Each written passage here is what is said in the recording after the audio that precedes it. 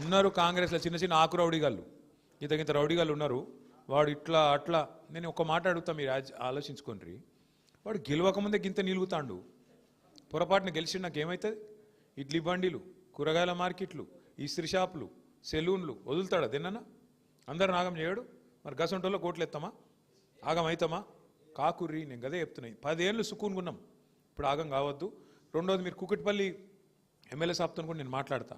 ఆ మోతీనగర్లో కూడా నాకు షఫీ చెప్పిండు, ఆడ కూడా మీరు ఇదివరకు శుక్రవారం పెట్టుకుందిరా, అట్లే నడిచేటట్టు కూడా నేను చెప్తా. ఎమ్మెల్యే కూకట్పల్లి కూడా మనోడే, మన పార్టీడే, ఆయనకు కూడా చెప్తా.